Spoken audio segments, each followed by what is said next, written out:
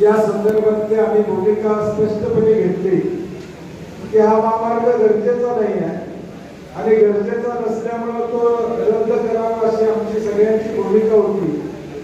लोकसभेला हा मुद्दा मोठ्या प्रमाणात लोकांच्या चर्चेमध्ये होता आणि या शक्तीपीठ महामार्गावरच्या लोकसभेचा निकाल काय लागला हे विद्यमान सरकारने त्या ठिकाणी बघितलं आणि विधानसभेच्या आधी या शक्तीपीठचा आम्ही 12 मार्चला एक मोर्चा आझाद मैदानावर देखील 2024 ला 12 मार्च 2025 ला आझाद मैदानावर मोर्चा काढला होता.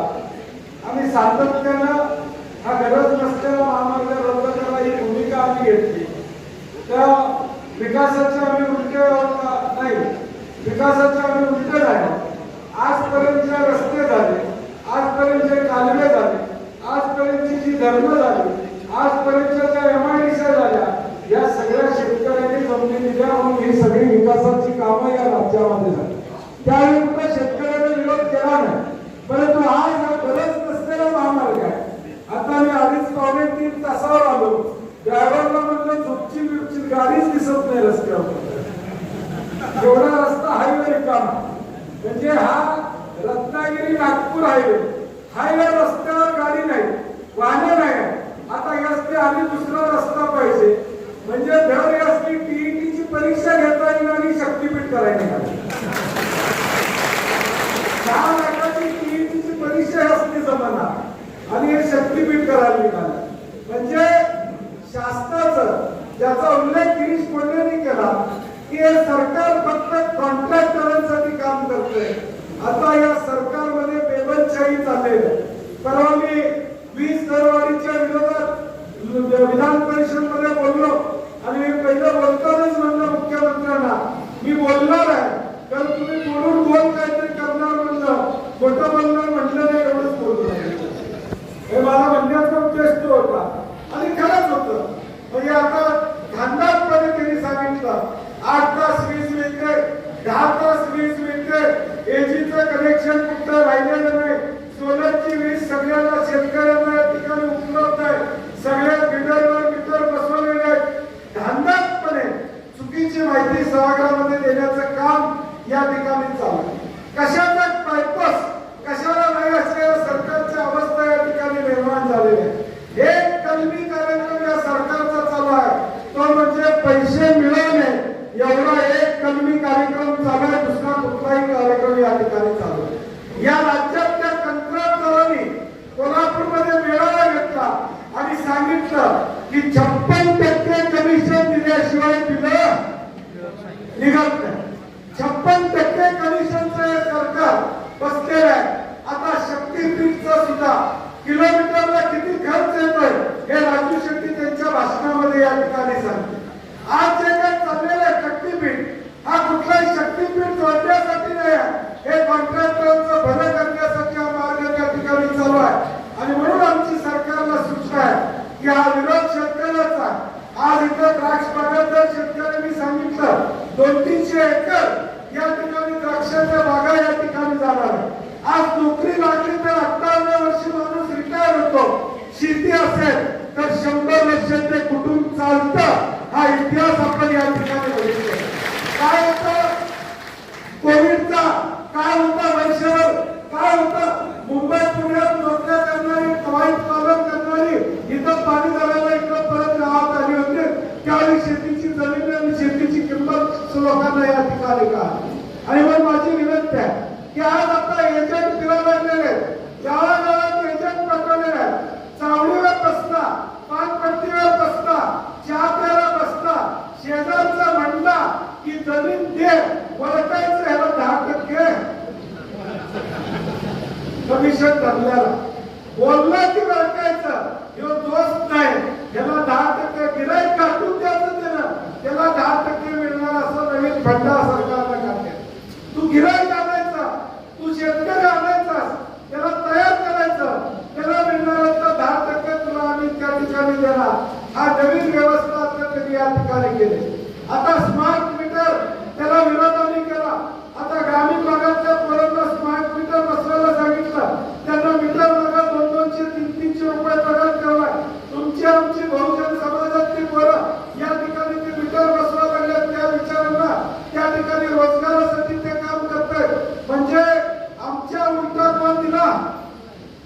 आमचाच दिला, म्हणजे आमच्या उलटा आमचाच दिला, गावातलाच कर्ज आमच्या उलटा दिला. तसं आता या शक्तीपीठच्या बाबतीत या ठिकाणी होणार. आमच्या गावातलाच एक माणूस आमच्या त्या वकिली करायचा प्रयत्न करणार आहे आणि म्हणून आपल्याला दक्षता घ्यावी लागेल. 12 जिल्ह्यामध्ये विरोध आहे. राजू शेट्टी जवळजवळ सगळ्या 12 जिल्ह्यामध्ये जाऊन आले, मी जवळजवळ 7-8 जिल्ह्यामध्ये जाऊन आले, परभणी जाऊन आले, हिंगोली जाऊन आले, नांदेड जाऊन आले, लातूर या ठिकाणी बघितलेलं. सगळ्या जिल्ह्यामध्ये लोकांना हा महामार्ग नको आहे, कारण की शेत जमीन या ठिकाणी जाते. मी परवा कोल्हापूरच्या भाषणामध्ये सांगितलं, नागरांना सांगितलं की पैसा दिसतोय म्हणून भाडू नका. आज्याला जमीन होती, बाबाला जमीन घेतली म्हणून आता मोटरसायकलवर फिरता हे लक्षात या ठिकाणी दाखवायला ठेवा. माझी विनंती आमच्या तरुण पिढीला, आज जे काय वैभव आमचा, जे काय घर आहे, आमचं कौलाचं घर स्लॅबचं झालं, आमच्या दारात मोटरसायकल होती ती 4 व्हीलर या ठिकाणी आली, आमच्या दारात एखादा दागिना आला पूर्वी, आता दागिना घ्यायची काही सोय नाही, पूर्वी आला तो या शेतीच्या उत्पन्नात या ठिकाणी आला. गावातलं प्रत्येक घर काढलं तर शेतीवर अवलंबून असणारे 70% लोक निघतील, 10% नोकरीवर अवलंबून असणारे या ठिकाणी निघतील, 20% मजुरी करणारे निघतील. परंतु 50 ते 70% लोक जी प्रगती झालेली आहे, जी मोठी झालेली आहे, ती शेतीच्या जीवावरच मोठी झालेली आहे. हा इतिहास आपल्या समोर आणि मग हा काळ आता महत्वाचा आहे. आम्ही असो, राजू शेट्टी असू देत, गिरीश मोठे असू देत, आता धैर्यशील मोठे पाटील स्वतः मैदानात या ठिकाणी उतरलेले आहेत, त्यांच्या मनापासून मी धन्यवाद या ठिकाणी देतो. ताईंचा मला आता फोन आला, त्यांना मिटिंगला वेळ लागत आहे, त्यामुळे त्यांनी निरोप दिला की आता सुद्धा, पूर्वी सुद्धा या शक्तीपीठच्या संदर्भात त्यांची भूमिका स्पष्ट होती, आता सुद्धा त्यांनी मला निरोप द्यायला सांगितला की या शक्तीपीठच्या संदर्भात ते आपल्या बरोबर आहे, हे जाहीरपणे त्यांनी मला या ठिकाणी आश्वासन दिले. त्यामुळे काळजी करायचं कारण नाही. आम्ही सगळे लोकप्रतिनिधी तुमच्या बरोबर आहोत, आम्ही ताकदीला तुमच्यावर आहे. आज हा गिरीश मोठे नावाचा कार्यकर्ता, डाव्या विचाराचा कार्यकर्ता, हा या शक्तीपीठ मध्ये गेल्या 2-2.5 वर्ष काम करतोय. आम्हाला राजू शेट्टींना, धैर्यशील मोठ्या माणसांना सरकार काही करू शकत नाही. आम्ही दोघं पाटील आहेत, त्याचं शेतकऱ्याचा नेता आहे, त्या विचाराला काही करणार नाही आणि आम्ही दोघं पाटील आहे, त्यामुळे आम्हाला काही करत नाही. परंतु या गिरीश मोठेला नोकरीवर काढून टाकलं. हा महापालिकेमध्ये नोकरी करत होता, परमनंट नोकरी होती, याचा रान जात नाही. शक्तीपीठ मध्ये गिरीश मोठेचं रान जात नाही. परंतु गेले 2 वर्ष याला नोकरीवर सरकारने काढून टाकला. आम्ही हायकोर्टात आहे, हायकोर्टात आम्हाला तारीख काय लागत नाही, आमची तारीख लागत नाही की या नोकरीवर का नोकरीवर काढलं. तर मुख्यमंत्री एकनाथ शिंदेला काळा झेंडा दाखवला शक्तीपीठच्या संदर्भात म्हणून नोकरीवर काढला. महापालिकेची परमनंट नोकरी, कोल्हापूर महापालिकेची परमनंट नोकरी आज या विचाराला मुकावी लागली, ती तुमच्या आमच्या शेतकऱ्यांसाठी मुकावी लागली, हे आम्हाला विसरून द्यायचं. आणि मग राजू शेट्टी असू दे, आम्ही असू दे, हा लढा आम्ही तडीला गेल्याशिवाय का बसणार नाही. आम्ही या ठिकाणी ताकदीने यामध्ये आलो. म्हणजे हे सरकार किती निर्लज्ज आहे बघा. अहो, शेजारच्या घरात मयत झालं तर आम्ही शेजारच्या घरात स्वयंपाक करताना सुद्धा भांड्याचा आवाज घेऊन येत नाही. टीव्ही लावला तर टीव्हीचा आवाज कमी करतो, कारण की शेजारच्या घरात दुःखद घटना घडलेल्या आहे. हे सरकार एवढं निर्लज्ज आहे. 9 तारखेला 10-20 हजारचा मोर्चा आम्ही कोल्हापूरमध्ये काढला. मुख्यमंत्र्यांनी आदेश दिला की 9 तारखेला मोर्चा आहे, रात्री 12 पर्यंत अधिसूचना निघाली पाहिजे आणि 12 वाजता यांनी अधिसूचनेचं पाप या ठिकाणी या राज्यामध्ये केलं. अधिसूचना काढली, त्या रात्री काढली. आमच्या जखमेवर मीठ चोळायचं काम या सरकारने या ठिकाणी केलेलं आहे. परंतु माझा इशारा या सरकारला, मुख्यमंत्र्यांना, तुम्ही तुमची ताकद लेखणीच्या माध्यमातून दाखवा, सत्याच्या माध्यमातून दाखवा.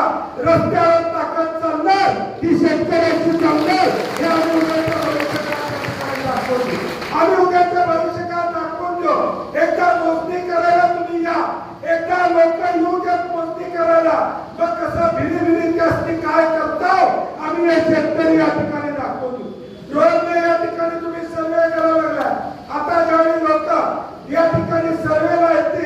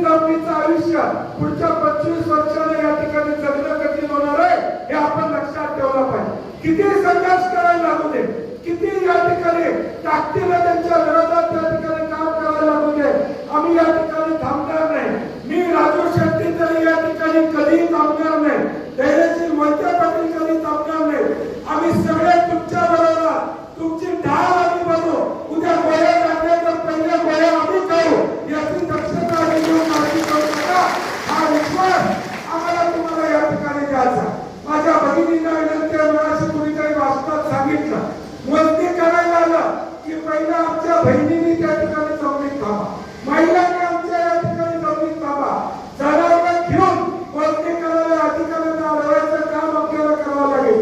कसलं सरकार आहे नाकारतेपणाचं? पहाटे 5 ला पोलीस गाड्या घेऊन मोजणी करायला या ठिकाणी येते. दम असलं तर दिवसा नवऱ्या यायचं ना, काय काठी घेऊन आमचे शेतकरी येतील, दाखवतील इसका काय लोकांचा ते. ह्यांच्यात दम नाहीये. 5 वाजता येऊन ही मोजणी करतात आणि म्हणून या सरकारला वट्टीवर आणायचं असेल, शक्तीपीठ रद्द व्हायला पाहिजे का नको? बोलत सांगा. नाही तर आम्ही पुढे व्हायचं मागा तुम्ही.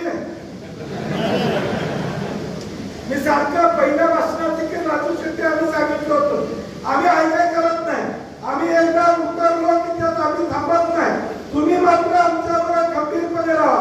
बंटी पाटलाची शेती जात राजू शेट्टीची नाही.